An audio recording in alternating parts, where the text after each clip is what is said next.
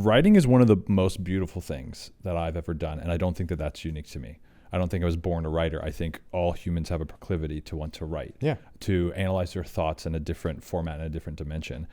And what you're talking about with all of this is actually related to one of the principles of the book, which is, trust your intuition. And I think the best coaches and the best way to approach health is to consider things outside of yourself, but let your inclinations lead you. Yeah.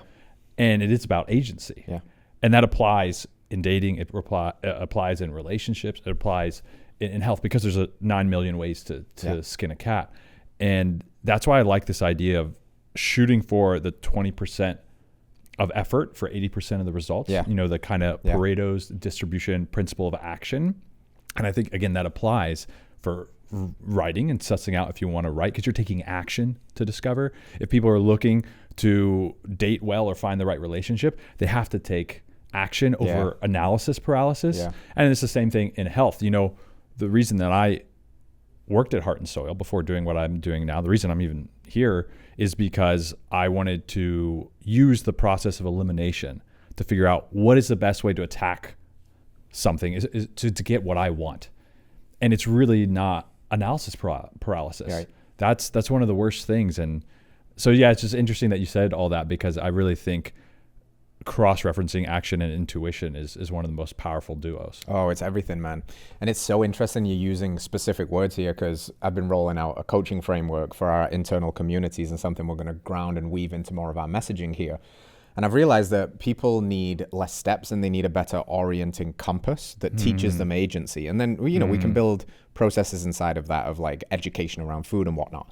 But I came up with these 4 truths. And number 1 is nourish. So it's nourish, eliminate, move, create. And you just said 2 of them: eliminate noise, and create. Do, like actually take action. So ruthless elimination of the things that no longer serve you. And to a degree, eliminate, or at least limit the amount of noise coming in that's pulling you away from your own agency, so that you can actually take action and create the life that you're looking for. Yeah. And a part of in the creation bucket is, why do we do anything? It's ultimately to create the most radical, beautiful life that we're head over heels in love with. And that includes people, it includes relationships, it includes nourishing food and nourishing people.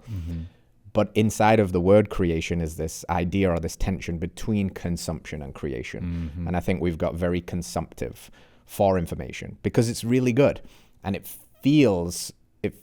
mental masturbation is the best term for it, because it feels like the real thing, and you get your end away, but it's not the real thing, and it's not as good as the real thing. Yeah. Masturbation will never be the thing of like sharing space with another person, much like mentally masturbating and endlessly consuming information.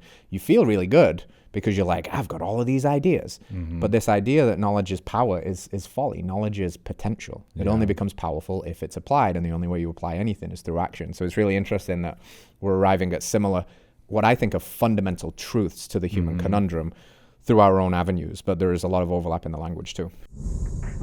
All right, friends, thanks for tuning in to another episode of Radical Health Radio. We got a fresh new podcast for you every Wednesday. If you enjoyed the show, consider liking, subscribing, reviewing, and rating us on your podcast platform. It helps to spread this message of radical health. We'll see you next week.